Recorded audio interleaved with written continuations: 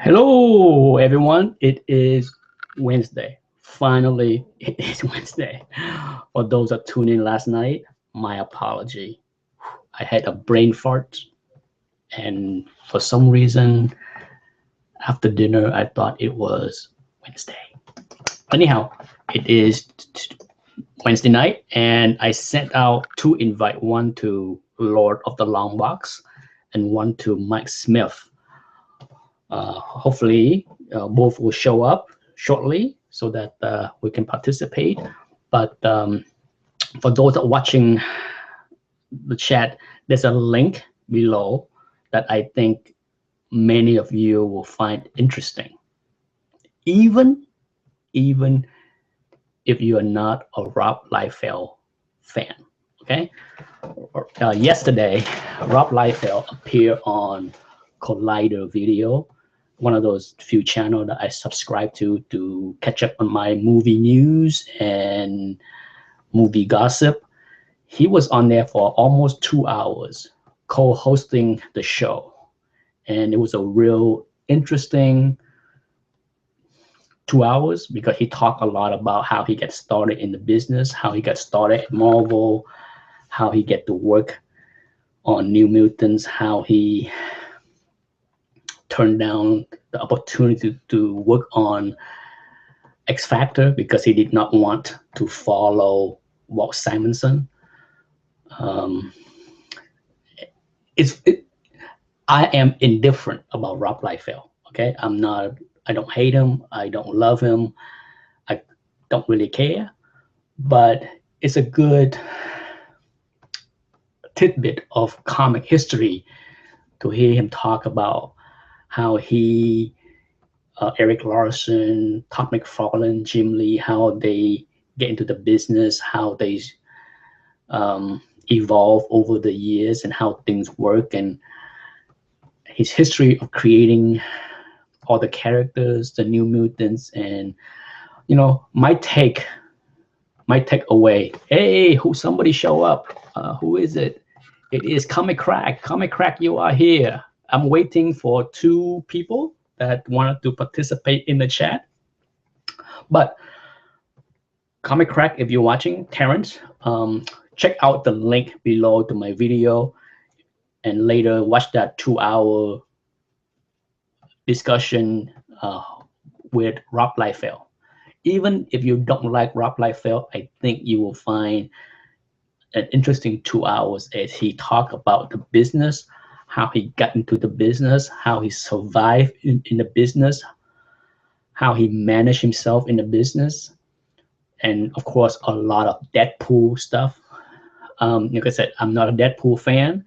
I don't hate or love Rob Liefeld. I don't really care, but I found the 2 hours to be real interesting. The only one, John. Hello. I think that's the first time I saw the only one, John there.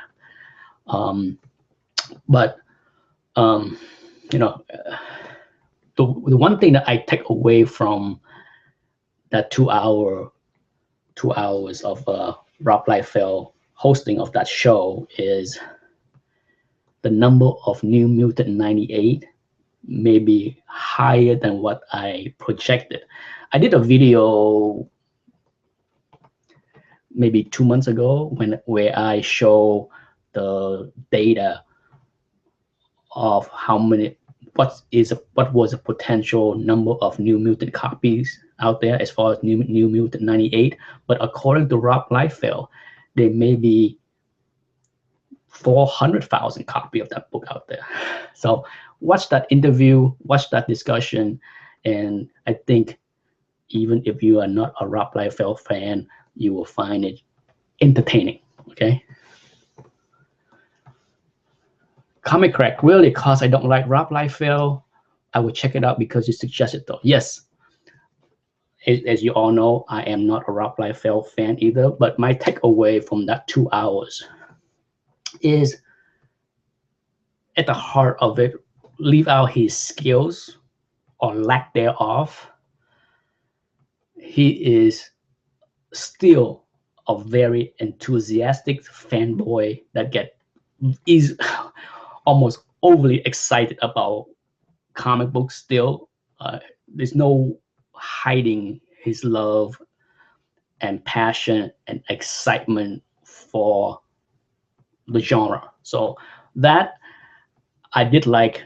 I did like that part of him. There was part of that 2 hours that I found him to be a little arrogant, but hey, he was hosting a show that talked mostly about Deadpool, his creation. So you can see how easily it is for him to be a little bit full of himself. He did talk a lot. He did explain his love for pouches. So, like I said, there has never been an interview slash discussion with Rob Liefeld to this extent anywhere. Okay, so this is unfiltered Rob Liefeld for 2 hours. So it is about as good as it is on the internet.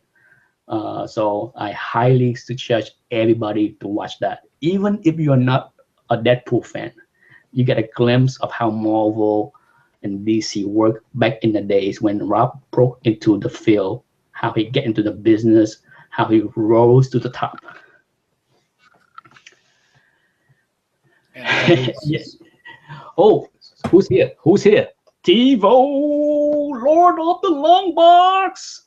What's up, you Tubadites? You made it. Oh, you got is that new HD camera? Yeah, how's it look? Looking good, man. All right, I'm trying, man. How's the sound? Sound crisp. Crisp. All right, we're doing big things, man. We're trying to get high tech. It's 2016, right? Exactly. No more fuzzy, dark, bad lighting. AOL chat rooms. Yeah. Were you listening before you jump in? How we doing, Nick? Hey, Mike is here. Mike Smith. All right. Is here. Mike is here, and TiVo is here. Tim is here. So welcome. The house is full. If you guys can, please keep an eyes out on the message chatting thing so that we can participate with other people. Before I go further, were you two listening to what I said before you jump on? I heard a little bit about Deadpool. Yes. I did not get a chance to hear it. Yes. After the chat is over, click on the link that I provide in this chat. Okay? Because nowhere have Rob Liefeld spoke for 2 hours about his history in comic books, his creations. But yesterday he appeared as a guest host on Collider Video, that channel that talk about movies. I saw it, Heroes, yeah. Yeah, so watch that if you haven't seen it because it's fantastic. I mean, I'm not a big fan of Rob Liefeld at all, but I found it so entertaining to hear him talk about his break into Marvel and DC, how he got to work on New Mutants, the crappiest title that they offer him. He wanted that. So, and you can see a lot of his self-confidence as a young kid, being 19 or whatever it was, a little arrogant, but he goes through the whole history of beginning to end. Of course, they talk a lot about Deadpool, but for sure watch that because you will find that 2 hours to be very entertaining, even if you don't like Deadpool or Rob Liefeld. You know, Nick, you're taking some of the stories that I was saving for my own chat and my own video. I actually ran into Rob Liefeld 2 weeks ago. Ooh. So he shops in my local LCS, and this was the day that Deadpool's #6 came out, which is a new appearance of a Deadpool character, which is Deadpool 2099. It's a brand new female character, so basically Deadpool in the future. Yeah. So, and normally I come into my LCS a little bit earlier, but I remember I had a dentist appointment, so I got there like 1:30. So Rob Liefeld likes to come in once the crowd kind of simmers out, and he's friends with my buddy who owns, Big To Do Shop, basically.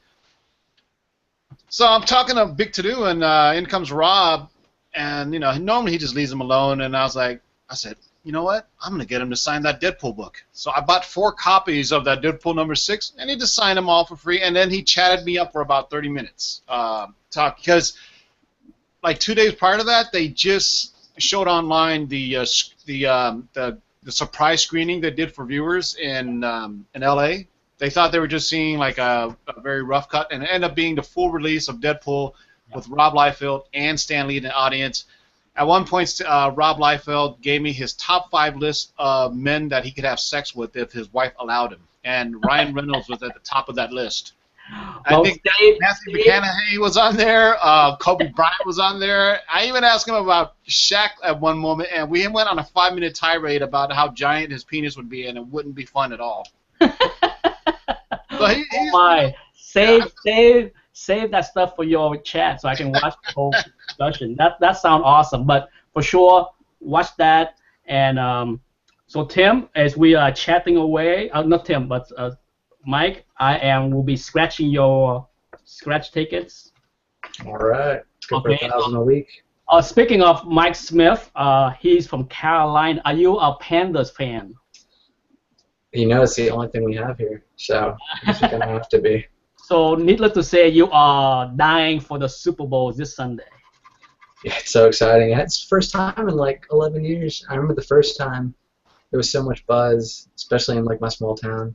And now Cam Newton is the most popular person down here, easily. You know, I'm a Redskin fan, and typically North Carolina was Redskin country back in the 70s and 80s. I mean, I remember watching Redskins games when Carolina first became an expansion team. Yeah. Half the stadium was full of Redskin fans. Yeah, my dad's from North Carolina, actually, and he was telling me the same thing. He grew up a Redskins fan because of that. I was never a follower of Carolina, but ever since this year when they become so good, I look up who was a quarterback, and I'm shocked and surprised at how mediocre the quarterbacks prior to Cam Newton was. Because Carolina had many choices to pick, a lot of high picks, right, for number 1. Oh yeah. And so I'm just like, Jake Delhomme? What? Holy cow, That's Jake crazy. Delhomme! He didn't do so bad. Took him to the Super Bowl. But Now, yeah, he had him and David Carr, I believe, also. David Carr was another. I think he was the first overall pick and just fizzled out. Is that Derek's older brother? I believe so. Yeah, I think I want to say they are. Yeah, Derek Carr's older brother. They both went to, what was it? Cobra. Sorry, go ahead. Keep talking. I'm just trying to say hi to people. Yeah, no, Carolina's been really tough. Do you remember, was it Carolina and Jacksonville both came into the league at the same time, right? 96, yeah. And remember, Jacksonville had immediate success with Mark Brunell and who are the guys? Was it Steve Smith, I want to say? Was it Steve Smith that came? No. It was, the receiver was really good, but he had drug problems. Hey, Nick, are those scratchers for Vietnamese New Year? No, this is Tim. If you want to participate in my comic trivia, this is Mike winning. When Mike won the trivia game, everyone that play have a chance to win $15. Okay, that was my prize, and Mike won, and he picked the scratch ticket as his prize. I saw Comics Preacher do the trivia, and he did horribly. Oh yeah, he and well, 2 people did really poorly. There was 2 people that did not get 6 out of 9 right, even though I gave all the hint in the world. I'm down, man. I'm heavily Marvel though, so if you make it all Marvel, I can guarantee at least. Okay, well, I maybe sometime in March. Or, what I do is I know at least 2 or 3 people express interest in playing. So I probably make an announcement like next week and say, okay, go ahead. I want to pick 4 people to give out, some prizes. So if 4 people want to play, then I will sit down and create 40 questions, and then we can all play again. But yeah, I mean, it'd be fun. Yeah, figure out like a Jeopardy format where 3 people can all play at the same time. We'll have some type of buzzer that whoever clicks on. Well, this time, instead of like the way I did it with Mike and Comic Preacher, I want to do it with 2 players side by side like this, like you and Mike Smith, okay? But what I would do is I have each player write the answer on a piece of paper. Ah. So I will ask the question and give like 10 seconds for people to write down, and then you guys flip the answer to show to the screen. Like, this is what I wrote. And so I would ask like 10 questions, and the one that got the highest number right will win the game. I like that. So bottom line is I like to have even number of players. So, if 6 people play, then I can have 3 games, 8, whatever. So hopefully more than 3 people will sign up. You can even set up like a little tournament if it's like 8. Yeah, I wanted to do it the last time, but I had an odd number, like 7 people signed up to play. So I'm just like, well, if this is the case, then I might as well just do one-on-one. But if I had like an even number, I probably would have done the Jeopardy kind of methods. So far, Mike, you won. Let me see. I just scratched a whole bunch. You won $1 there.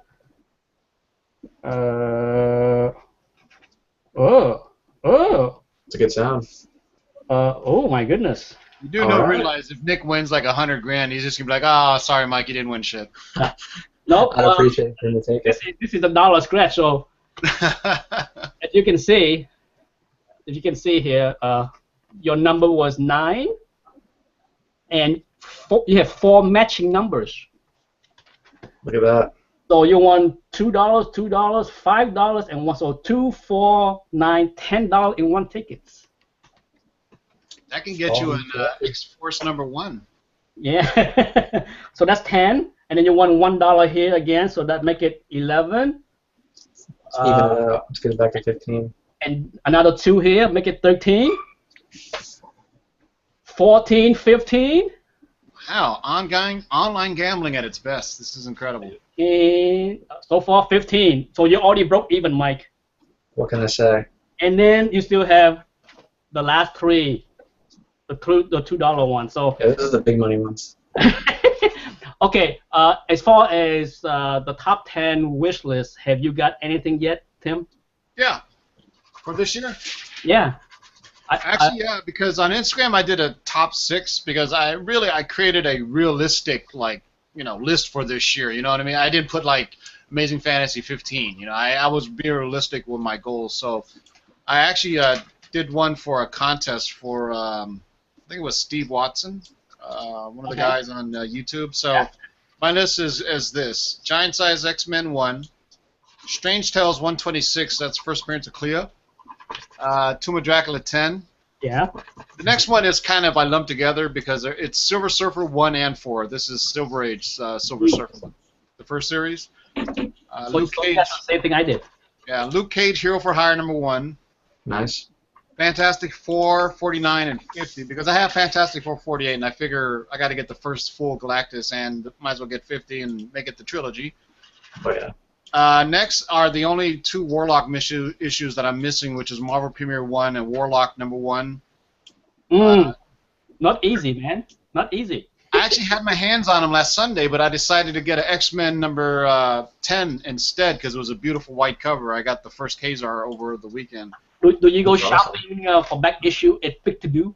Actually, I do, but this was a little show in, it's called California Comic Con. A super small show, but it's just comic books. And I would say the average age of collector is probably 45 to 50 years old. It's that type of show. It's not the Loma Linda one, right? Is it? Yorba Linda, yes. Oh, I heard that's a good one. I have heard about that show for the past 6 years. I've been going there the last 2 years, and this year was the first year that the prices were really hiked up. It's almost like it got too popular for its own good. Believe it or not, the best deal I got was these guys from, it's called Cloud9 Comics, and they were out of Oregon, and it was their first time there, and they had the best priced books out of everything. Okay. And to complete my list, actually, I got 2 more. So it ended up being 12 because the Fantastic Four and Silver Surfer I combined as one. Journey into Mystery 102, which is the first appearance of Sif and Gila. Yeah. And I don't have any Golden Age books, so I want to get a Golden Age book right around $200-300 range. It's nothing.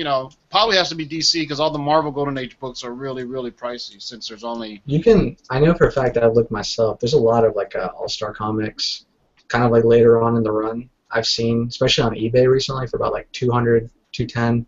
A lot of Flash comics. Because I was at one point looking at getting a Golden Age, preferably like an All-Star Flash. That's what I was looking at. And I know for a fact right now I've had a couple of them in my like watch list, and they're going for 230 to 250. So Okay. that's not that's something that's very you could get. Before we go, the trade I scratched, Mike, you won $4. So I'm out, Fire. hey, I'm out good. you came out ahead. You You beat spent the system. 15, you get 19. Yeah. Roll it Remember, I over. told Buy you. some more tickets. I think last week I was telling you I'd never played the lottery before.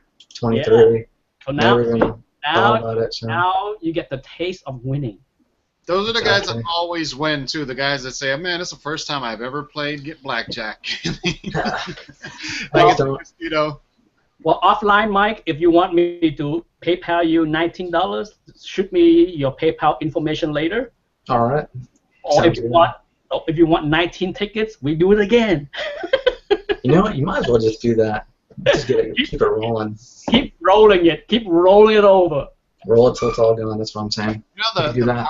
the Powerball winner in California hasn't come hasn't claimed their prize yet, so time is running out on them. I'll take it. Was there 3 winners? Yeah. Yes, there was 2 out of California, and I remember there was a big deal about the person that won in California.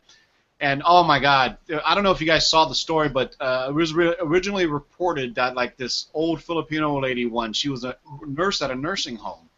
And the reason I know this is because my girlfriend's, she works for assisted living facilities, and the guy who bought the tickets for all employees was their main competitor. And ended up being, oh my God, one of her nephews or sons sent her a Photoshop image of the ticket and said that she won. Oh my God! And so the family was so embarrassed, and they asked that, hey, please don't use our name in news footage anymore. So the winner of the California ticket, because they know where it was bought, they just, the person, because obviously the guy that owns the store, the owner of the 7-Eleven got $1 million for that, believe it or not, because I think it's like 0.5% of the total or something like that. So divide that by how many people won. So the owner of the 7-Eleven got $1 million, and I just saw the news yesterday. The winner hasn't. As soon as I heard that, I was like, man, did I ever go to that city to buy a ticket? I'm thinking, Well, one winner was from Florida, correct? Yeah.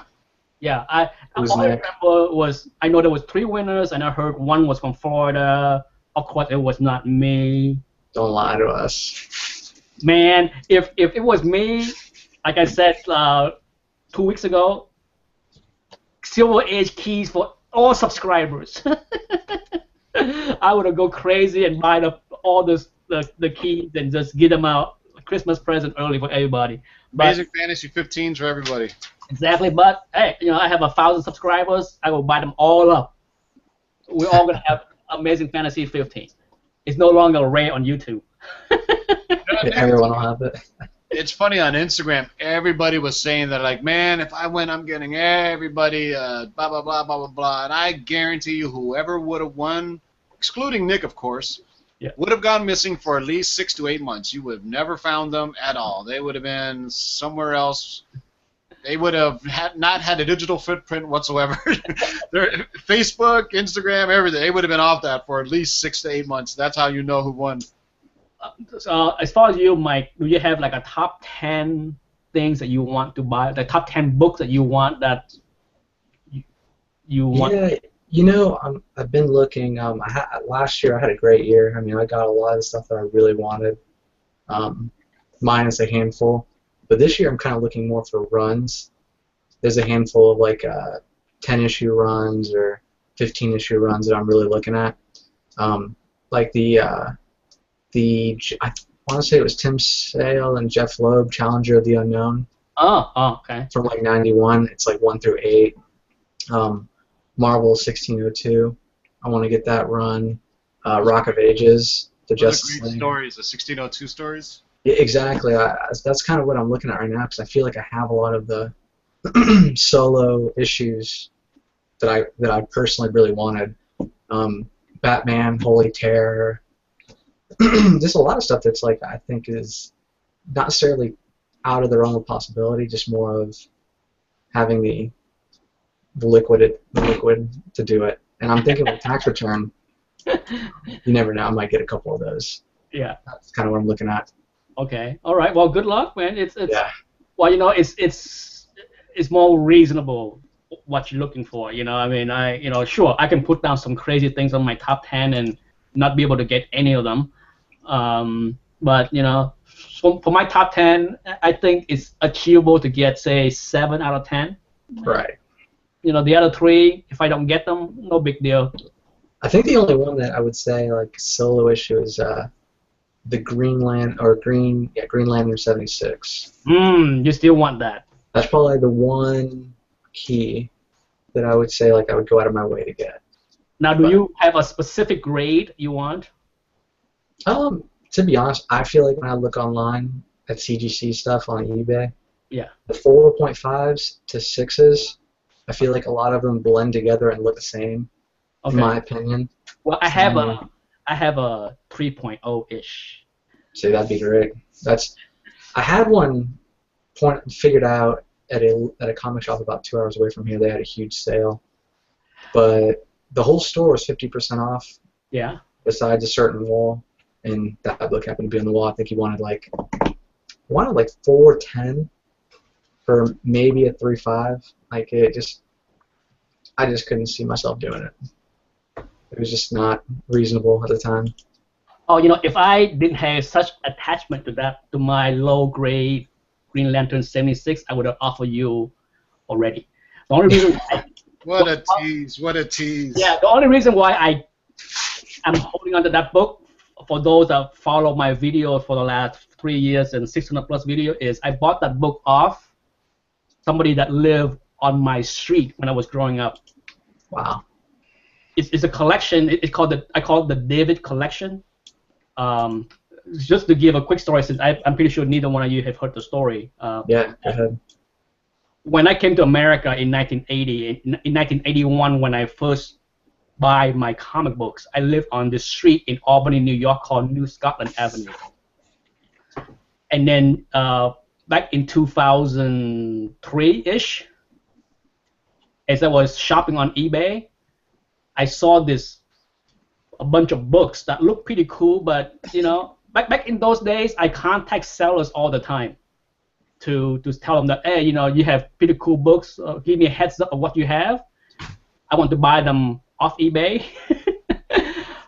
I do that a lot back in old days where eBay allowed you to do that. Right. So it turns out, to make the long story short, it turns out that this seller was selling books for a friend, and it turns out that this friend grew up on the same street that I grew up in Albany, New York, and was buying books at the same time. Wow. So to make the long story short, over the next few years, I bought 700 books from him. Wow. That's crazy. His entire run, it was insane. If you can find the old video, you'll have a kick of it. But I bought Hulk 181 in near mid plus condition of him. I bought Hulk 180, 181, his entire run of Neil Adams. He had like 250, 300 Neil Adams DC book. And I bought them all. But because of that, I still have something like 600 plus of his book in my collection. So in many ways, you know, when I bought them, I promised him that I will hold on to them as long as I could. Is he still alive? Yeah. He's about 6 years. He's 6 years older than me, so he's 54. He started to collect in 19. Wait a second, hold on. I'm still doing the math. We just found out ETA Nick's real age. Hold on. I'm 49. Aha! So I do have to call you N. Okay. Yeah, I'm 49. So the first thing that I bought off him was DC horror. You know, at the time I didn't even collect DC stuff. Just like Tim, I was like a Marvel zombie, you know. But back, we like to say Marvelite. Yeah, but back in 2003, you know, he's like, this is what I'm selling right now. Okay, so so I bought 300 DC horror, DC war books, DC westerns, things that I never read. I'm just like, whatever, you know. I just like the idea that I'm buying a book from a guy that lived 3 blocks away from me. So I bought him, and then we stayed friends. We exchange emails all the time. And then one day, well, he told me what he had. He's like, Nick, I have a lot more, but I'm not ready to sell them yet. And then 4 years ago, before YouTube, before I was on YouTube, he emailed me, and he's like, Nick, it's time for me to let go of the rest. Do you want them? And just to give you an idea of the kind of trust and friendship that I have with him,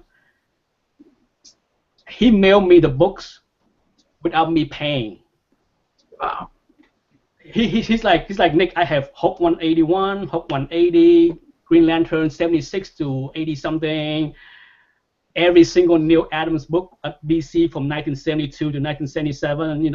It's like insane amount. Okay, and he's just like, you bought books off me. I trust you. Here's the ballpark number.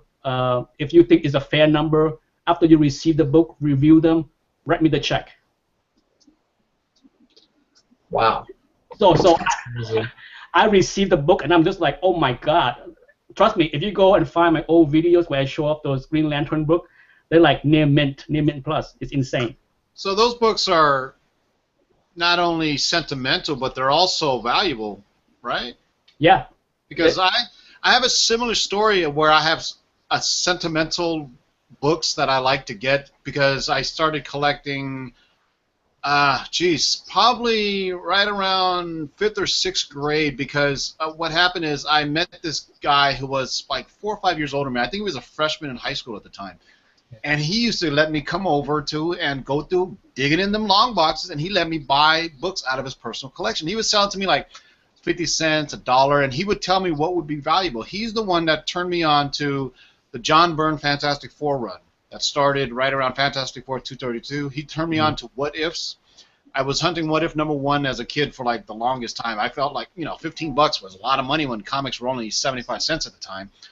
And I remember that's the first time I actually physically touched an Amazing Fantasy 15. He had one in his collection. I, at the time, didn't know how valuable it was. And he goes, this is the first ever appearance of Spider-Man. I'm like, yeah, whatever. You got X-Men books? So, and I remember to this day, there's certain books that I see that I will buy on the spot, regardless, because normally they're cheap. Typically, it's the Fantastic Four from 200 all the way through 232, which is John Byrne's initial run, where he was the artist and writer, and that started my love for John Byrne stories and art, right all the way 232 to 282. And I remember that's when I really, really dug What If stories. I remember the What If #1, What If #2. I remember What If #1 was a wall book when I took the bus. Yeah, I took the bus. All you spoiled kids out there. I took the bus 2 cities away to a local comic store in downtown San Jose, and it was like a really old, funky place. And there was a What If #1 on the wall. And when you're in 6th grade, you see a book on the wall that's almost like, calling out to you like, oh, the light hits it, you know what I mean? The halo. Exactly, yeah. So like What If #1, Fantastic Four, 232, those are books whenever I see, I just grab them because they hold a sentimental attachment. I have a sentimental value to them, just like Micronaut books as well. I love those old Bronze Age books that when I first started collecting, I was in awe of them.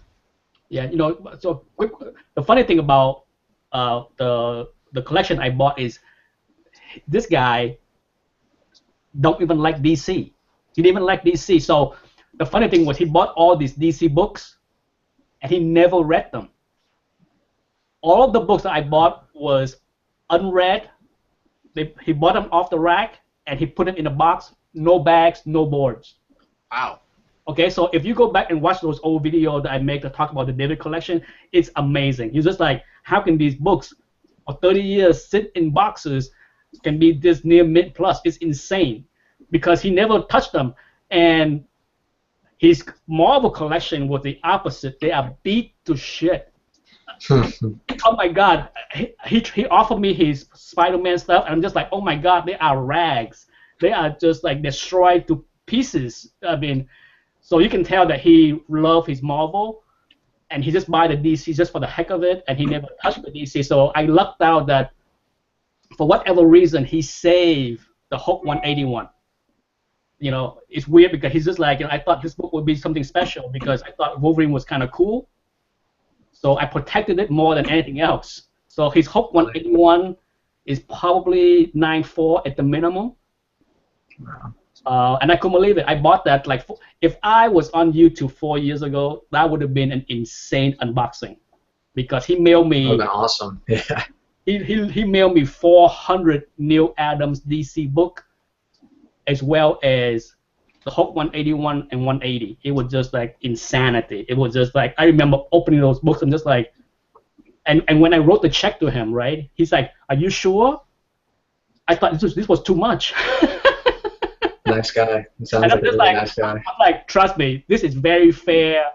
I have no problem agreeing to your prices, okay? Because I mean, we were very cool about it because I would say, you know, I would go to eBay and say, okay, this is what a Hulk 190, 181 go for between 9.2 and 9.4. So I all the big books like Green Lantern 76, I sent him all the links to eBay just to justify that this is what he should be asking for if he think the condition is so and so. So it's not as if I rip him off. You know, I mean, every big books we agree on the price. Sometime I overpay, sometime I underpay, but overall it was an awesome best deal ever. Nick, you need That's to crazy. contact CGC and submit them all and get a pedigree label on them. No, Okay. before if you guys have more time to another story. Now back into Big To Do store. Here's another story for you guys as far as buying big collections. Before, once again, before YouTube, I met a guy that he was going to school in University of Michigan. He was a college student in 1976. He never collected comic books ever. His roommate in college collected comic books, and his roommate convinced him somehow that, hey, let's open a comic book store someday. But to do so, we need to buy back issues now. We need to like stock up on buying books now, so that in 20 years we have a lot of back issues. So the two of them pooled together beer money and went to the store, local comic book store near Ann Arbor, and told the store owner that we want 20 copies of everything. Wow. Okay, so whatever you buy, give us 20 copies of everything, DC and Marvel. What year was this? This is 1976. Well, that's a great fucking investment then. I mean, think Okay. about it. Yeah. So this is the early day of Craigslist. Okay, I was living in Florida already, so this is like almost 10 years ago. This is right after I moved to Florida. I saw a Craigslist listing in Buffalo, New York. And I'm just like, man, Buffalo, New York. But he was asking $12,000 for 10,000 near mint plus books. And I'm just like, that's insane. $12,000 for. But I contact him anyway. I shoot an email to Craigslist. I say, what do you have? You know, he's like, I have this, and that. I'm like, can you show me some pictures? He sent me one picture, and after one picture, I bought the whole thing. What was it? He showed me one picture, his dining room table. Okay, he had a big ass oak antique dining room table, and on that table was stacks of near mint, raw, unbagged X-Men 108 all the way through. Nice. His first X-Men was 108, but I have never seen so many Bronze Age X-Men in one spot in near mint condition. It's just like I said, it's unheard of. Once again, another guy that bought books and put them away. So over the next 6 months, he shipped me multiple boxes of big boxes. I mean, my house was just like stacked high. I literally went to CGC and slapped insane amount of 9.8 books. It was this. That was my foray into. To make the story short, I spent north of 5 figures in CGC fees Oh wow. to slap thousands of 9.8 Bronx books. Well, yeah, that's a good investment, though. That's totally worth it. Yeah, so I sold them all. I was a Did you have customer. multiples? Was it just straight one single issues, or were there multiples of each? Everything. I had a full run of Machine Man, full run of Howard the Duck, full run of Red Sonja's, basically everything that came out from 1976, 1979 when he graduated, the 4 years, everything. That sounds like the collection that Big To Do bought. There was just tons of Nova #1s, Miss Marvel #1s. Yep. I had 20 Miss Marvel #1, and half of them was 9.8. Oh, I sold all of them but one. The funny thing, the only thing that he would not sell me was his 20 Star Wars #1. ah. He it's funny because I still talk to him today. You know, we stay friends after the whole thing, and you know, he's just like, yeah. So I tease him. I was like, that was the best decision you made. Keep those Star Wars because they're worth a lot more today than they did 10 years ago. You know. Does he have any seller's remorse or regrets about doing it, or has he just moved on, doesn't collect anymore? No, he moved on because, you know, when remember, he bought them with a discount from the store for about 20 cents a piece. Okay. So you're thinking about 10,000 books at 20 cents a piece. He sold me the whole lot for $3 a piece. So for him, in his mind, hey, I make 15 times my money. Yeah, when you look at it like that. I think that the days of those, any type of those type of sales are gone. Like your video you said yesterday, I talked about this in one of our other chats as well, that this is the boom of comic book collecting. Everybody and their mother collects, and if they don't collect, they know somebody who does, and even the person that doesn't collect knows what a key issue is. You know what I mean? You show. Because I was talking and I was like, you know what? What's the most common book in everybody's that you would say every collector should have? And immediately what came to mind is Amazing Spider-Man 252, a book that's relatively cheap that if you started collecting, you should go out and get immediately, right? Because that is a very iconic cover too, because people don't realize it's actually Amazing Fantasy 15. But I mean, a few guys like I think Lightning 2288, he has a Craigslist guy that he goes to and gets some great deals on. Yeah. But outside of that, I think the mark, especially in Florida and where I am in Southern California, I went to the show at Yorba Linda, and at least 2 guys knew me from YouTube. I called NY Comics for a Todd McFarlane signing, and they saw my video complaining about another CGC facilitator, which we won't name right now, but if you see my video, you know who I'm talking about. Yeah. And they asked me, hey, are you the guy that made the YouTube video complaining about them? I go, yeah. I go, shit, does that mean you don't want to do business with me? He goes, no, I love your videos. I love the mixes you do. I was like, okay. And so it's just, we think the community is big, but, man, with the internet and YouTube and all social media, it's pretty darn small. Especially in Southern California, every show I go to, it's the same dealers. You'll pretty much see the same buyers. I mean, I went with about 6 guys from Instagram and YouTube, and we all, went and we saw other people, and and for a show that's as small as Yorba Linda is, I mean, people came down from wherever, and it's you think it's a big community, but it's not, and that's why I always tell people, don't burn your bridges in the collector community.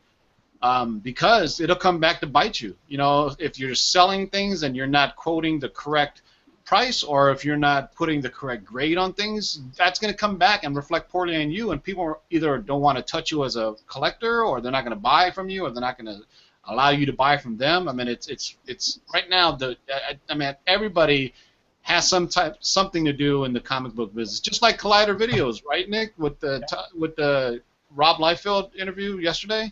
Yeah. it's a channel devoted strictly to comic book movies and TV shows. Nothing else. They have another show they do that's more about all movies, but this channel, the one with John Schnepp and a couple other guys, it's just dedicated to comic books. And I actually saw John Schnepp at Long Beach Comic Con. I did a quick interview with him, and he was nice enough to do the interview. I asked him to promote my channel. Unfortunately, he wouldn't know. Thanks a lot, John Schnepp. No, like I said, I look back at the deals that I got, and those deals are far and few in between now. It's almost impossible. The way, back 10 years ago, Craigslist is not like it is today. 10 years ago, today when I go onto Craigslist, especially in Florida, all I see is advertisement from dealers and collectors who want to buy your books. 10 years ago, you could still get a hooker on Craigslist. Yeah, Really easy. Correct. Not that I know, but that's what I heard. I've seen those. No, there used to be some. Oh man, they would be like, "Hey, I'll meet you, blah blah blah," and then offline you would work out this deal. And I remember because I lived in the Bay Area at the time, and Craigslist, the guy that created Craigslist, was from the Bay Area. To this day, there are no advertisements on Craigslist because he doesn't want to commercialize it like Twitter end up becoming, and all these other ways. He says, no, I still want it to be as is. And unfortunately, as people got wind of Craigslist, there started being a lot more scammers on Craigslist, and people posting things, meeting people, and getting robbed. So I mean, like I said, anything that gets popular, the shady people come in and ruin it for everybody. Yeah. Speaking of comic books and movies, are you gonna go see Deadpool the first weekend? Oh, fuck yeah, I'm taking my girlfriend there for Valentine's Day because I told her Ryan Reynolds, you get to see him naked in it, so she's happy with that for Valentine's Day. How about you, Mike? Yeah, I have a couple of friends that from school and just from knowing around here. We're going to go and we're going to try to steal a row in the movie theater. Okay. So that's low, and we can do that. Now, have either one of you watched the show Fortitude? Not yet. I remember, God, we talked about it last time, and then just the other day, because I remember I was like, you know what, this is a Netflix and chill day by myself. Because old people, when we say Netflix and chill, we literally mean Netflix and we just chill out and don't do anything. And I was thinking, I said, what the hell is that show that Nick was talking about? And Fortitude. Fortitude. On Amazon, right? Yes. Now, Mike is a youngster. Mike, you are 20 what? 3. Oh, you're a baby. You're a baby. I can be your dad. Your dad can be younger than me. That's how sad it is. Now, I'm watching another TV show that, for those that like political thriller. Yes. It's a new show again on Netflix. This time called Occupy. Occupy. It's a Norwegian show. That's right. You were talking about that. It has subtitles. Okay. It has subtitles. It has some English, some Russian, some Slavic language, whatever. All I know is it's one of those shows that if you don't like subtitle, you will not enjoy it. It's kind of a slow burn show. Now the reason why I like this show because it borderline an idea that I had back 30 years ago. I'm telling you, most people think that my dream job is to be an artist because I like to draw. The truth is I love to be a writer, but I suck at writing. But back when we first had the Gulf War, where George Bush was president, I came up with a concept that was trying to get my friends. At the time, I lived with a writer in Boston, and I was begging him to write this story for me because my story was, the reason why the premise I had for the story was the U.S. had plenty of oil. We only want to rape and pillage the rest of the world of their resources. Once it's all gone, we can say, screw you all, turn off the light, and we have energy, right? So it's biographical then, basically. Yeah, but that was my theory. My theory was like, okay, this is like the future where the U.S., China, and Russia is the only three nations left that have the power because we have enough natural resources.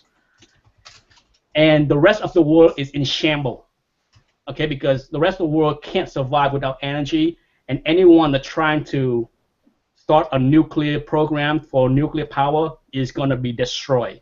So we basically make everybody else slave to us, right? So, but to cut short, the show Occupy is very similar to that, where the world is in crisis, and Russia is telling Norway what to do as far as energy. So I'm watching that show. It's, like I said, it's a political thriller. It's about how the Norwegian people, the politicians, try to figure out how to survive with the occupation of the Russian. Like I said, as I was watching the show, I'm just like, this is the concept I had back in 1980 something. So did you vacation in Europe anywhere during that time in the 80s and perhaps left some type of rough draft around that somebody got a hold of? No. Like I said, I discussed back then. Back in my early 20s, I was extremely motivated to be special. I tried to do that. I tried to write a script for Blade Runner, the sequel. I tried to submit work to Dark Horse to be an artist. I did all kind of shit. Everything failed. Okay. But yes, I did. For those that watched, Mike, I'm sure you saw Blade Runner. Of course. Okay, I'm sure Tim saw Blade Runner. Yeah, it's overrated. Yeah, well, I like it. Okay? But when I wrote the script, or tried to write the script for Blade Runner, the sequel, I kind of borrowed the same concept as Alien and Aliens. Because the first Alien was a horror movie, right? Right. The second Aliens was action sci-fi. Yeah, definitely. Yeah. So the first Blade Runner was detective film noir, right? It was futuristic noir or sci-fi noir. So I want to take the sequel to be action sci-fi. Yeah, because the first one was incredibly boring. I'm making anything to make it better, to be honest. So I actually write down the script, and I actually drew the first 3 pages and submit them to Dark Horse. But basically the concept is, I call it the Blade Runner, the skin job. I think I've seen the skin job on Skinamax one night. You might want to change that title. I don't know. But basically what I want it to be fast-paced action compared to the first Blade Runner, and so the whole premise to the sequel storyline was the government decided to restart the replica program because they were at war and they would like to create replica for soldiers, right? But because the scientist that created the replica was killed, the only way to reboot the program is to capture the last living replica, to dissect her up, to redo the program. So basically, it's a big chase movie where Harrison Ford and the replica was on the chase, and but that's about all. So you said you sent that to Dark Horse? Yeah. Did you ever get a reply or a response? No, in my cool. in my stupid mind, I wish I photocopied the page and keep the original. Oh, I see. I shipped everything, first script, first original, everything. I roll it up in a big roll, put it in one of those big tubes. Send it out. I shut it out, and Dark Horse never replied. Nick, interesting thing about Blade Runner, because I don't know if you and I probably know since we're older and Asian, but Sir Run Run Shaw passed away probably about a month ago. The founder of Shaw Brothers Studio. Yeah. And he's actually the producer of Blade Runner. So he was very instrumental in producing a lot of Hollywood films, because when he started all the kung fu movies with Shaw Brothers Studios, and the biggest mistake he ever had was seeing Bruce Lee and realizing that he wasn't going to be a star. So that was the biggest mistake he ever made. He saw Bruce Lee and he didn't think anything of him. He didn't think the charismatic thing because he had his stable of actors and what he thought he could do with. Then obviously Bruce Lee went with, I think it is, what is it, Sun Harvest, and that's what put Sun Harvest on the map. But as I was reading, Run Run Shaw was knighted by the Queen of England. His name is Sir Run Run Shaw, one of the few Chinese people. And this is back when Hong Kong was obviously still controlled by the British, but he was knighted because of the work he did in his philanthropy. Okay. And well, I know him as, you know, the guy who made the 5 Deadly Venoms. You know, that was like, you know, biggest kung fu movies ever. But just to go back to Blade Runner, and then if you look on his IMDb, he did quite a few. He was the producer of quite a few big budget. And if you look at Blade Runner, there's a very, very big Asian influence on the aesthetic of the film. Yeah. Yeah, I mean, that's why it's incredibly interesting when you draw the parallels, because people are like, oh, Run Shaw, and it's funny in like the Hollywood papers, like, oh, Sir Run Shaw passed away, the producer of Blade Runner. I'm like, wait a second, you forgot this whole, you know, 2 decades of kung fu movies that he made before he made Blade Runner. But I found that pretty interesting. You know, I just look at the clock and it's almost 8 o'clock. So if you guys don't mind sticking around for another 15 minutes, I can go for another 15, 20 minutes, but no more than. I got about another 10 minutes. You have my undevoted attention.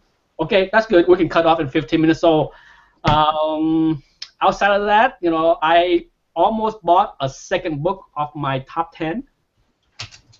But what held you back? But it came in today and it had restorations. Oh.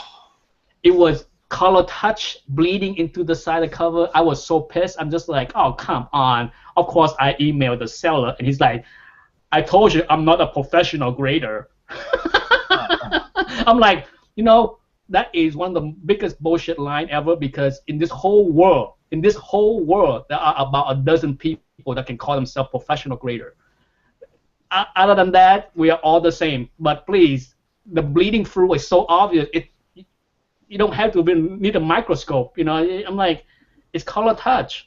That happened to me too on a Miss Marvel #1, but it was so I didn't even catch it when I first saw it. It was touch up on the price on the cover, and I didn't see it because, you know, you don't look at the actual number on the price, right?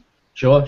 Came back from CDC with the ugly restoration label, and then they finally pointed it out on the label, and I looked at it, I go, holy shit, how did I miss that? I was like, oh man. But that's a pet peeve of mine, people who claim to have been collecting for X amount of time and they want to sell books, and I ask them what grade it is, and they tell me they can't tell me what grade it is. Here's a picture of it.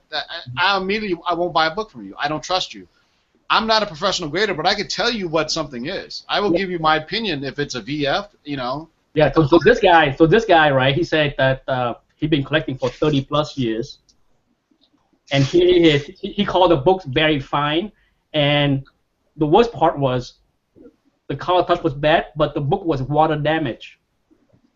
You know, it's one of those Silver Age books where if you have water damage, you see the tide line, right?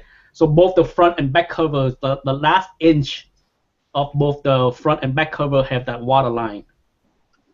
So I'm just like, the water damage itself is not, the book is very good. Fine minus maybe, but on top of that, you have this ugly color touch that go all the way up and down the spine. What comic was it? You never said. Fantastic Four 55. And it's on like, eBay?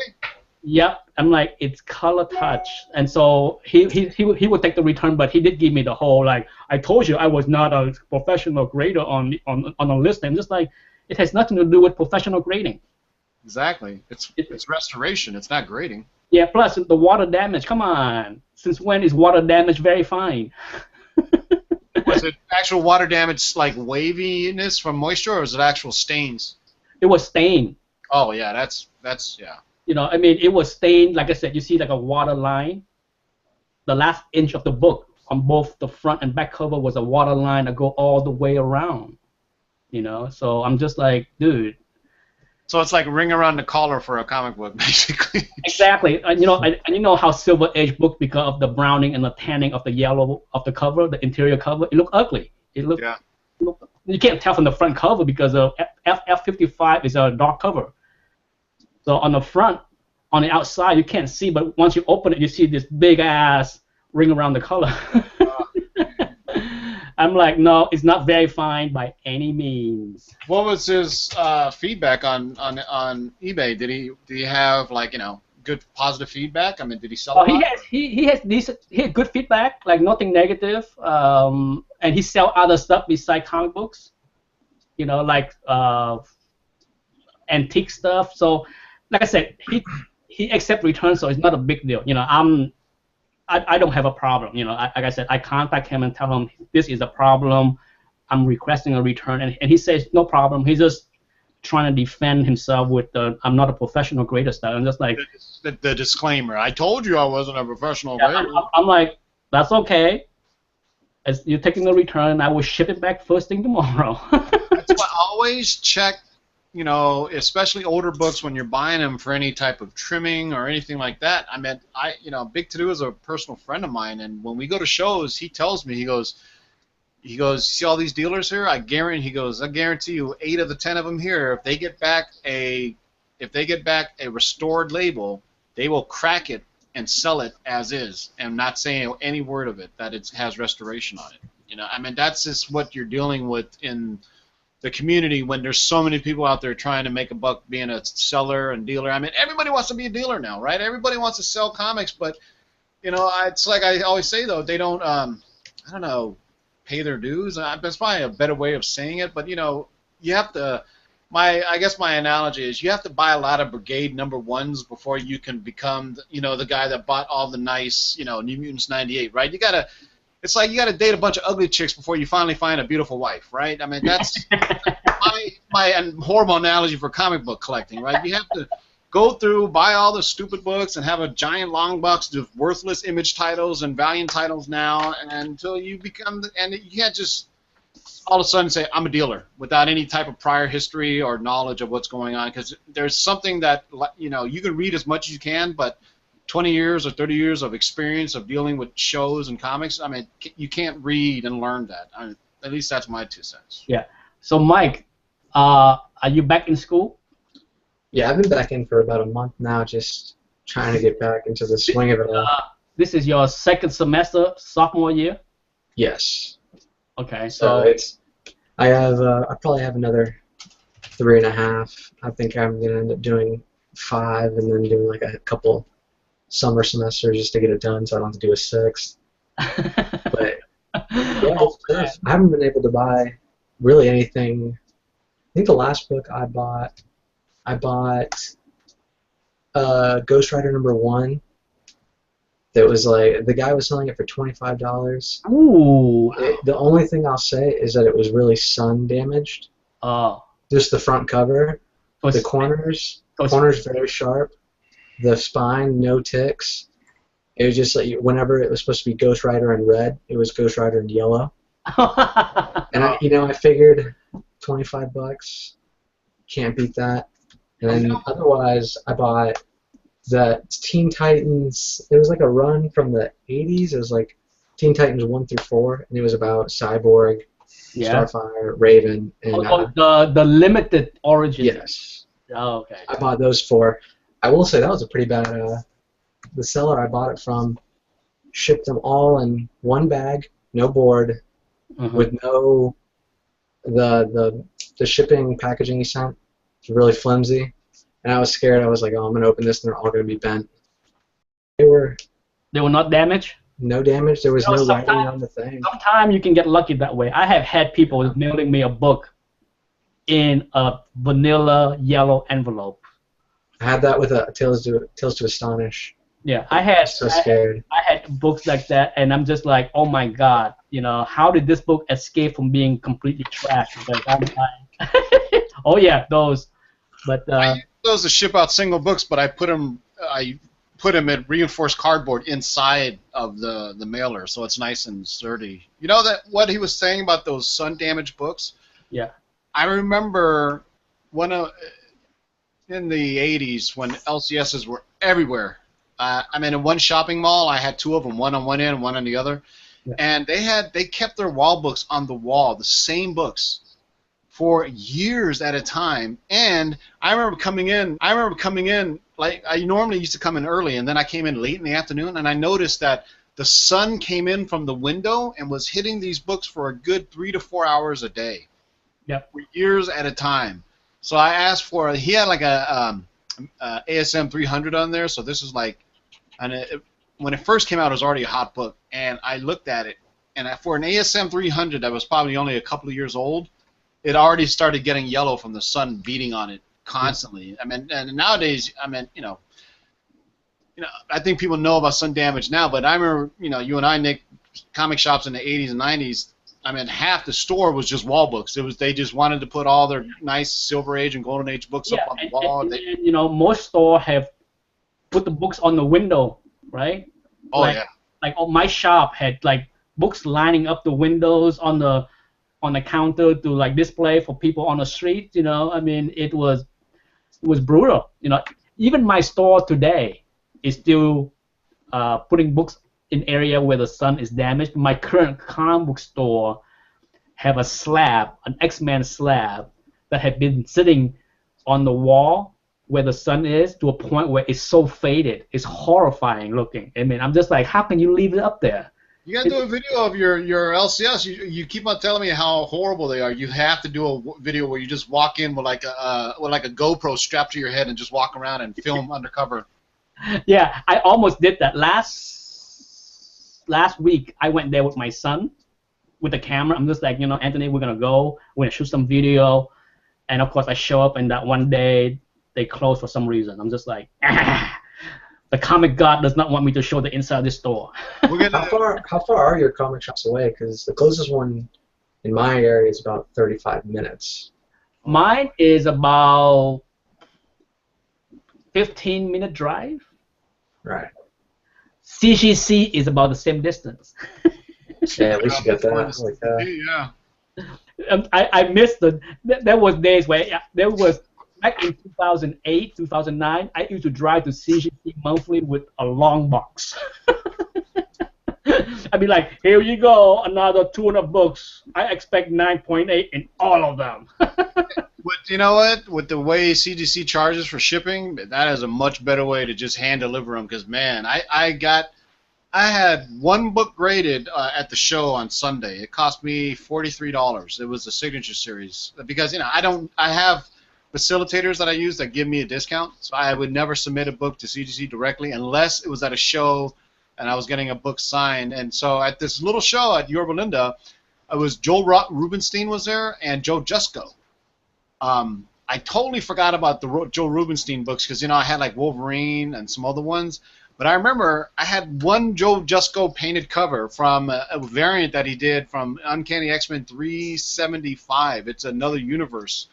So they charged me $28 for the Signature Series, $5 handling fee, and $10 shipping. So it's $43 for one Signature Series book, man. I used to go there so often that I used to work out a deal with all of my friends that submit from like Canada or England or wherever. I'm just like, I can save you guys a lot of money. Just tell CGC that I'm picking them up for you. So I would do that. I would go to CGC, pick up my 50 slabs, and then pick up 5 or 10 or whatever from them, and then I ship them out myself because, believe it or not, I live 1 block away from the post office. It's not a big deal.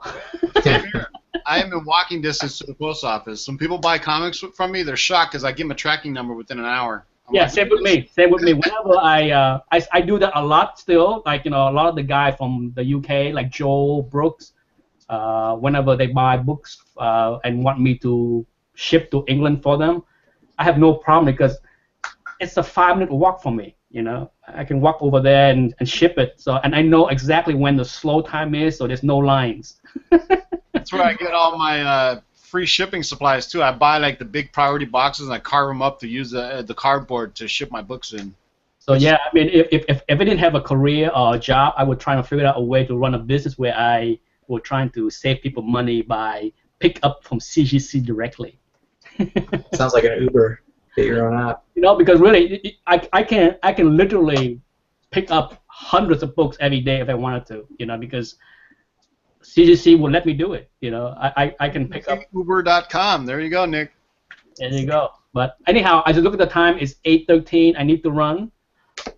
Anyhow, thank you everybody for participating and to listen to us three yapping. Thank you, Mike. I will roll your $19 winning into 19 more tickets. Sounds good. And let's see if we can win that $1,000 a week for life. As long as I keep winning, we'll keep getting them. Sounds good. And Tim, I will see if I can round up an even number of players, because if I can get like 6 or 8 players, and we have a tournament of champions. Sounds good. Hey, check out my channel tomorrow. We're going to be doing a live chat. We're going to be talking about the comic book TV news, movie news, and some other good stuff. Alrighty. Thank you, everybody. Peace. Bye, Tim. Bye, Mike. Take it easy, Mike.